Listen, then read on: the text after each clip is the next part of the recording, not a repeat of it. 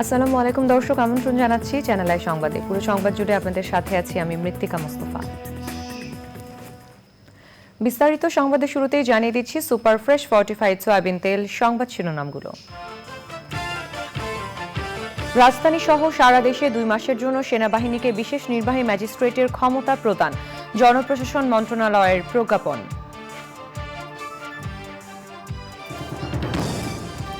Mafia চক্রের প্রধান পালিয়ে গেলেও ষড়যন্ত্র চলছে বললেন তারেক রহমান। সংস্কারের মাধ্যমেই দেশ নির্বাচনী রোডম্যাপে পৌঁছাবে মন্তব্য।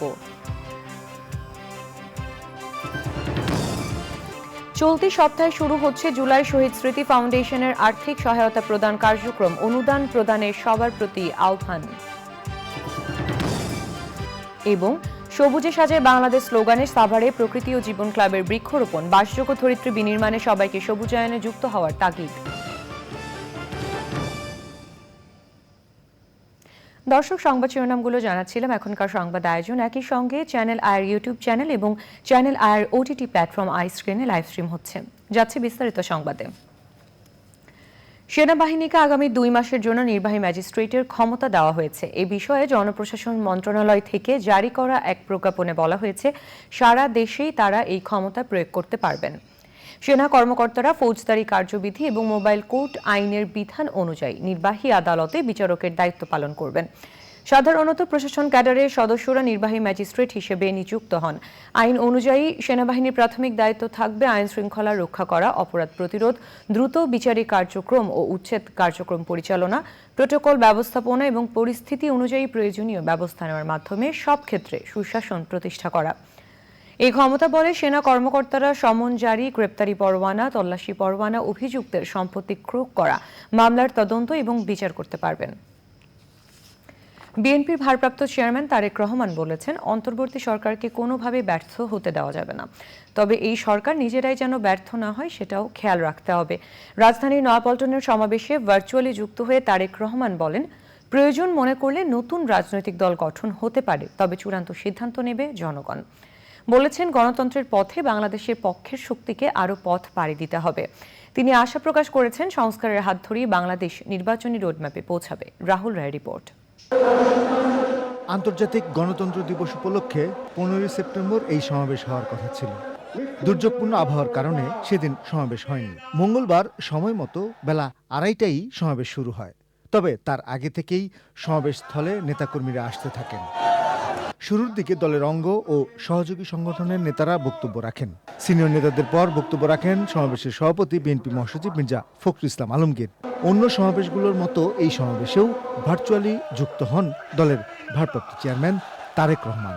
প্রধান অতিথির বক্তব্যে অন্তর্বর্তী সরকার সংস্কার সহ বিভিন্ন ইস্যু উঠে আসে। এই সরকারের ব্যর্থতা আমাদের সকলের ব্যর্থতা, বাংলাদেশের পক্ষের গণতান্ত্রিকামী জনগণের ব্যর্থতা। সুতরাং এই অন্তর্বর্তীকালীন সরকারকে কোনোভাবেই ব্যর্থ হতে দেওয়া যাবে না। দেশে বিদেশে থেকে নানা রকমের উস্কানিতেও জনগণ অন্তর্বর্তীকালীন সরকারকে ব্যর্থ হতে দেবে না। তবে অন্তর্বর্তীকালীন সরকার যাতে নিজেরাই নিজেদের ব্যর্থতার কারণ না হয়ে দাঁড়ায়, সে ব্যাপারে তাদেরকেও সতর্ক থাকতে হবে। কেউ যদি মনে করেন একটি উন্নত এবং নিরাপদ বাংলাদেশের জন্য আরও নতুন রাজনৈতিক দলের প্রয়োজন রয়েছে, তাতেও দোষের কিছু নেই। কারণ শেষ পর্যন্ত জনগণই চূড়ান্ত সিদ্ধান্ত নেবে। গণতন্ত্র আর বিএনপি অঙ্গাঙ্গিভাবে জড়িত উল্লেখ করে বিএনপির ভারপ্রাপ্ত চেয়ারম্যান বলেছেন, গণতন্ত্রের জন্য আরও পথ পাড়ি দিতে হবে। জনগণের কাঙ্ক্ষিত বৈষম্যহীন বাংলাদেশ গড়ার এই যাত্রা পথে বাংলাদেশের পক্ষের শক্তিকে আরও কিছু পথ পাড়ি দিতে হবে। তবে সেই পথ অবশ্যই নয় সন্ত্রাস, সংঘর্ষ, প্রতিশোধ কিংবা প্রতিহিংসার, বরং সেই পথ হবে ধৈর্য, সহনশীলতা এবং সমঝোতা। তারেক রহমান আশা প্রকাশ করেছেন, সংস্কারের পরই নির্বাচনের দিকে হাঁটবে বাংলাদেশ। জনগণের ভোটে নির্বাচিত প্রতিনিধিদের দ্বারা জবাবদিহিমূলক সরকার এবং সংসদ প্রতিষ্ঠার লক্ষ্যকে সামনে রেখেই সংস্কার কার্যক্রম এগিয়ে নেওয়া দরকার। সংস্কার কার্যক্রমের পথ ধরে নির্বাচনী রোড ম্যাপে উঠবে আমাদের প্রিয় বাংলাদেশ। রাহুল রায়, চ্যানেল আই, ঢাকা। বিএনপি নেতারা বলেছেন, প্রয়োজনীয় সংস্কারের জন্য অন্তর্বর্তী সরকারকে সময় দেওয়া হবে, তবে তা অনন্তকালের জন্য নয়। নয়াপল্টনে গণসমাবেশে নেতারা বলেছেন, ছাত্র জনতার অভ্যুত্থানের মধ্য দিয়ে গণতন্ত্রের যে বিজয় অর্জিত হয়েছে তার পূর্ণতা পাবে জনগণের সরকার প্রতিষ্ঠার মাধ্যমেই। রাজনীতিতে তৃতীয় শক্তির প্রয়োজন, একজন উপদেষ্টার এমন বক্তব্যের ব্যাখ্যাও দাবি করেন বিএনপি নেতারা। আক্তার হোসেনের রিপোর্ট। আন্তর্জাতিক গণতন্ত্র দিবস উপলক্ষে বিএনপির গণসমাবেশ পরিণত গণজোয়ারে। সভায় অংশ নিয়ে বিএনপি নেতারা বলেন, রাষ্ট্র সংস্কারে অন্তর্বর্তী সরকার নানা উদ্যোগের কথা বললেও জনগণের ভোটাধিকার ফিরিয়ে দিতে যে সংস্কার প্রয়োজন সেটা সবার আগে জরুরি। সুষ্ঠু ভোট আয়োজনের জন্য পদক্ষেপ নিতে সরকারের কাছে আহ্বান জানান নেতারা।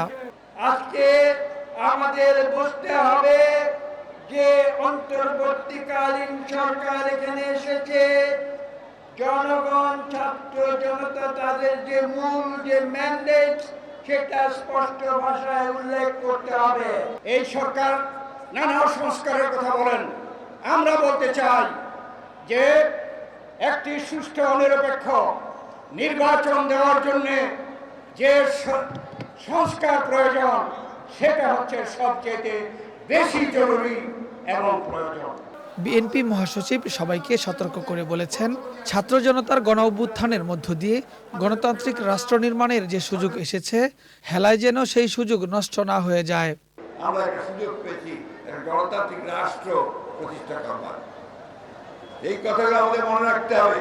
আমরা সেই সুযোগ দিনে হারাই না হারাই। এখনো আমাদের মধ্যে, সরকারের মধ্যে সেই সরকারের অনেক প্রচারটা অবস্থান করছে। তারা সমস্ত যে প্রচেষ্টা আমাদের গণতন্ত্রে ফিরে দেওয়ার, সেই বাংলাদেশকে মুক্ত করবার, সেটাকে নস্বাত করবার জন্য তারা এখনো বসে আছে। বহু ত্যাগের বিনিময়ে অর্জিত গণতন্ত্রকে আবারও কেউ যদি লুট করে নিতে চায় বা বিপথে নিতে চায়, সবাইকে রুখে দাঁড়াতে বলেন মির্জা ফখরুল। Akhtar Hossain, channel I, Dhaka. চলতি সপ্তাহে শুরু হচ্ছে জুলাই শহীদ স্মৃতি ফাউন্ডেশনের জরুরি আর্থিক সহায়তা প্রদান কার্যক্রম। এরই মধ্যে ফাউন্ডেশনের প্রধান উপদেষ্টার ত্রাণ ও কল্যাণ তহবিল থেকে 100 কোটি টাকার অনুদান দেওয়া হয়েছে। সেই সাথে আহত ও শহীদদের জন্য গঠিত এই ফান্ডে অনুদান দিতে সবার প্রতি আহ্বান জানিয়েছেন ফাউন্ডেশনের সাধারণ সম্পাদক সাদি মাহমুদের রিপোর্ট। জুলাইয়ের শেষ নাগাদ বৈষম্য বিরোধী ছাত্র আন্দোলন ছাত্র জনতার অভ্যুত্থানে রূপ নেয়, আর 5ই আগস্টে পতন ঘটে আওয়ামী লীগ সরকারের। এই সময়ের মধ্যে 8 শতাধিক মানুষ নিহত এবং 20,000-এর বেশি মানুষ আহত হন। এই আন্দোলনে নিহতের পরিবারগুলোকে সহায়তা এবং আহতদের চিকিৎসা ও পুনর্বাসনে সরকার জুলাই শহীদ স্মৃতি ফাউন্ডেশন গঠন করেছে। প্রধান উপদেষ্টার ত্রাণ তহবিল থেকে এই ফাউন্ডেশনে 100 কোটি টাকা অনুদান দেওয়া হয়েছে। দেশবাসী ও বিত্তবানদের কাছে সহযোগিতার আহ্বান জানানো হয়েছে ফাউন্ডেশনের পক্ষ থেকে। আমরা আজকেই মাননীয় প্রধান উপদেষ্টা মহোদয়ের থেকে আমরা 100 কোটি টাকার যে চেকটা সেটা রিসিভ করেছি। আমি অনুরোধ করব পুরো দেশবাসীকে এবং দেশের বাইরেও যারা আছেন, আপনাদের দান আমাদের ফাউন্ডেশনের জন্য খুবই গুরুত্বপূর্ণ। কারণ যারা ইতিমধ্যে আহত অবস্থায় আছে, যারা ক্রিটিক্যাল অবস্থায় আছে, তাদের চিকিৎসাটা খুব দ্রুত শুরু করা আমাদের জন্য খুবই ইম্পর্টেন্ট। জুলাই শহীদ স্মৃতি ফাউন্ডেশনের নেয়া উদ্যোগের কথা উল্লেখ করে নিহত ও আহতদের পরিবারকে এ ফাউন্ডেশনের মাধ্যমে জরুরি আর্থিক সহায়তা দেওয়ার কথা বলেন উপদেষ্টা নাহিদ ইসলাম। শহীদ পরিবার যারা আর্থিক সংকটে ভুগছেন তাদেরকে জরুরি একটি আর্থিক সহায়তা দেবে এই শহীদ স্মৃতি ফাউন্ডেশন, এবং পরবর্তীতে এককালীন একটি ভাতা, এককালীন একটি গ্র্যান্ট দেওয়া হবে, এবং মাসিক একটি ভাতার ব্যবস্থা করা হবে। দীর্ঘমেয়াদী তাদেরকে পুনর্বাসনের ক্ষেত্রে তাদের পরিবার এবং আহত যারা রয়েছে সেক্ষেত্রে সহায়তা করা, mental health and counselling service করা। আমরা এই সপ্তাহ থেকেই যে আমাদের প্রথম উদ্যোগ যে জরুরি আর্থিক সহায়তা ইমিডিয়েট ফিনান্সিয়াল সাপোর্ট সেটা আমরা শুরু করতে যাচ্ছি। ফাউন্ডেশনের জন্য 7 সদস্যের কার্যনির্বাহী পরিষদ গঠন করা হয়েছে। উপদেষ্টাদের মধ্যে আছেন নাহিদ ইসলাম, আসিফ মাহমুদ, নূরজাহান বেগম এবং শারমিন মুর্শিদ। এতে আরও 14 জন সাধারণ সদস্য যুক্ত হওয়ার কথা রয়েছে। সাদি মাহমুদ, চ্যানেল আই, ঢাকা। সবুজে সাজায় বাংলাদেশ স্লোগানে শিল্পনগরী সাভারে বৃক্ষরোপণ ও চারা বিতরণ করছে প্রকৃতি ও জীবন ক্লাব। দূষণ নিয়ন্ত্রণ ও বাস্তুতন্ত্র রক্ষায় এমন কার্যক্রম গুরুত্বপূর্ণ ভূমিকা রাখবে বলে মত সচেতন মহলের। বৈশ্বিক উষ্ণতা রোধ ও বাসযোগ্য ধরিত্রী বিনির্মাণে সবাইকে সবুজায়নে যুক্ত হওয়ার আহ্বান আয়োজকদের। জাকির হাসানের তথ্য ভিডিওচিত্র নিয়ে সাবরিনা হাসানের রিপোর্ট।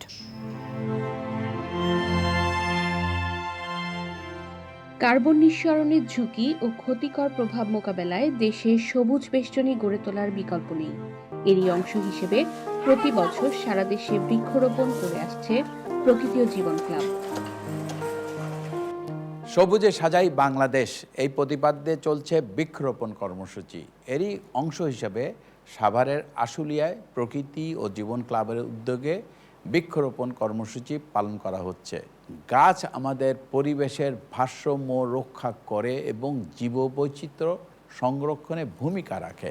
এছাড়া গাছ মাটির ক্ষয় রোধ করে এবং বন্যা প্রতিরোধে সহায়ক ভূমিকা পালন করে। বাংলাদেশের সাম্প্রতিক বন্যা পরবর্তী সময়ে এ ধরনের কর্মসূচি আরও বৃদ্ধি করা প্রয়োজন। কারণ এই যে বন্যা হলো, এই বন্যাতে কিন্তু প্রচুর গাছের ক্ষতি হয়েছে এবং যার কারণে আমরা কিন্তু এখন আরও বেশি করে বৃক্ষরোপণ করা উচিত সেই সব অঞ্চলে যেখানে বন্যা হয়েছে। সুতরাং আসুন সবাই মিলে আমরা হাতে হাত রেখে আমরা এই কাজটিকে এগিয়ে নিয়ে যাই। আশুলিয়া শিল্পাঞ্চলের বারৈপাড়া, কবিরপুর ও ডিইপিজেড ঘেঁষা সুবন্দি গ্রামের বিভিন্ন রাস্তায় রোপণ করা হয় ফলদ, বনজ ও ভেষজ গাছের চারা। বর্তমান সময়ে পৃথিবীর যে বৈশ্বিক উষ্ণতা, এই উষ্ণতাকে ঠেকানোর জন্য আমাদের প্রত্যেকে গাছ লাগানো উচিত। এই মৌসুমে আমরা এই বৃক্ষরোপণ অভিযানটি চালিয়ে যাবো। এই গাছটা লাগাইছে যে মাটিটা ধরে রাখবো আর প্রতীকী রক্ষা হবে। গাছ লাগানো এটার জন্য আমাদের অনেক আনন্দ এবং খুশি ব্যাপার। পরিবেশের ভারসাম্য রক্ষা করার জন্য এই গাছগুলো লাগানো হয়েছে এবং সৌন্দর্যও দেখা যাবে যে পরিবেশটা খুব সৌন্দর্য। এমন উদ্যোগে শিল্পায়নের দূষণে ধুঁকতে থাকা সাভার অঞ্চলের পরিবেশ পুনরুদ্ধারে গতিশীলতার আশা প্রশাসনের। যে গাছগুলো লাগানো হচ্ছে আমরা সেটাকে স্বাগত জানাই এবং এটা পরিচর্যা নিশ্চিত করতে চাই। এক্ষেত্রে প্রকৃতি ও জীবন ক্লাব যে উদ্যোগটা নিয়েছে সেই উদ্যোগের প্রশংসা করি এবং উদ্যোক্তাদেরকে স্বাগত জানাই এরকম একটা মহতী উদ্যোগ হাতে নেওয়ার জন্য। টেকসই উন্নয়ন নিশ্চিত ও বাসযোগ্য পৃথিবী গড়তেই বিকল্প নেই বৃক্ষরোপণে। আশুলিয়া এবং সাভার একটি শিল্পোন্নত এলাকা, ইন্ডাস্ট্রিয়াল জোন, সুতরাং এখানে পরিবেশের বায়ুমণ্ডলের ক্ষতিটা বেশি হয়। সুতরাং এখানে যদি গাছ না লাগানো হয় তাহলে পরিবেশের ভারসাম্যটা রক্ষা হয় না। প্রকৃতি ও জীবন ক্লাব যে উদ্যোগটা নিয়েছে সাভার আশুলিয়ার জন্য এটি অত্যন্ত সময় উপযোগী এবং বেঁচে থাকার জন্য এটি একটি ওষুধ হিসেবে কাজ করবে। সুন্দর এবং সুস্থ প্রাকৃতিক পরিবেশ গড়ে তুলতে দেশ জুড়ে সবুজায়ন ছড়িয়ে দেওয়ার প্রত্যয় আয়োজকদের। সাবরিনা হাসান, প্রকৃতি ও জীবন ডেস্ক, চ্যানেল আই। দর্শক, এবারে চলে যাচ্ছি বিরতিতে।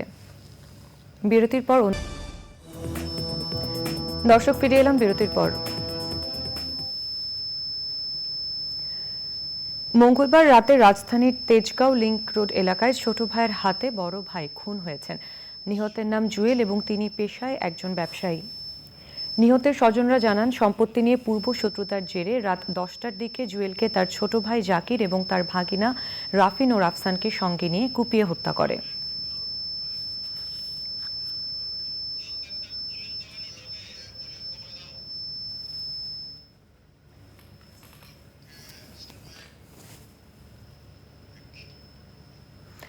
তারবিহীন যোগাযোগ যন্ত্র পেজারের মাধ্যমে ইসরায়েল লেবাননে হামলা চালিয়েছে বলে দাবি করেছে সশস্ত্র গোষ্ঠী হিজবুল্লাহ। হামলায় কমপক্ষে 9 জন নিহত এবং প্রায় 3000 মানুষ আহত হয়েছেন বলে জানা গেছে। নজিরবিহীন হামলার জন্য লেবানন সরকারও ইসরায়েলকে দায়ী করেছে, তবে এই অভিযোগ অস্বীকার করেছে ইসরায়েল। সংবাদ মাধ্যম আল জাজিরা জানায়, স্থানীয় সময় মঙ্গলবার রাতে লেবাননের বিভিন্ন স্থানে ছোট আকারের যোগাযোগের যন্ত্র পেজারের বিস্ফোরণ ঘটতে শুরু করে। এতে এই হতাহতের ঘটনা ঘটে। দুর্ঘটনার পরই আহতদের রক্তদানের জন্য সাধারণ মানুষকে আহ্বান জানানো হয়। পেজার যন্ত্রটি সাধারণত ব্যবহার করে থাকেন হিজবুল্লাহর যোদ্ধারা। এছাড়া অনেক সাধারণ মানুষও বার্তা আদান প্রদানে এটি ব্যবহার করে থাকেন। প্রায় একসঙ্গে কিভাবে এতগুলো যন্ত্রের বিস্ফোরণ ঘটানো হয়েছে তা এখনও জানা যায়নি।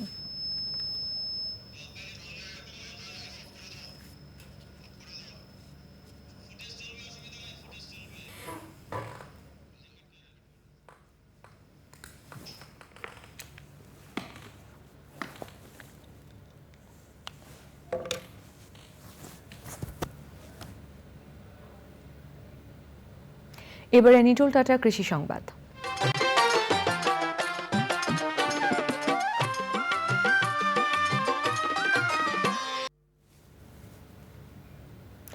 চট্টগ্রামে ফটিকছড়িতে সবজি চাষের পরিবেশ বান্ধব মালচিং পদ্ধতির ব্যবহার বেড়েছে। কম খরচে অধিক উৎপাদন এবং বিষমুক্ত সবজি চাষ হওয়ায় সবজি উৎপাদনে আগ্রহী হয়ে উঠছেন কৃষক। এতে সবজি উৎপাদন আগের চেয়ে বেড়েছে বলে জানিয়েছে স্থানীয় কৃষি বিভাগ।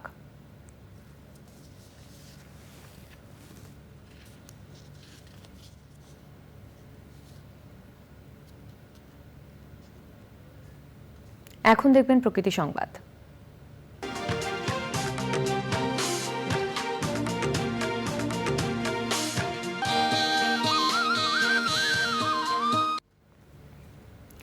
নোয়াখালীর মুছাপুর স্লুইস গেট ভেঙে যাওয়ায় ছোট ফেনী নদী তীরবর্তী এলাকায় তীব্র ভাঙন দেখা দিয়েছে। বেড়িবাঁধ ক্ষতিগ্রস্ত হওয়ার পাশাপাশি এরই মধ্যে নদী গর্ভে বিলীন হয়েছে ঘরবাড়ি, ফসলি জমি। নিজেদের অর্থায়ন ও স্বেচ্ছাশ্রমে ভাঙন রোধে তীর সংরক্ষণ ও বাঁধ নির্মাণ কাজ শুরু করেছেন ভুক্তভোগীরা। এ বিষয়ে সরকারের দ্রুত সহযোগিতার পাশাপাশি অর্থায়নের দাবি জানিয়েছেন তারা।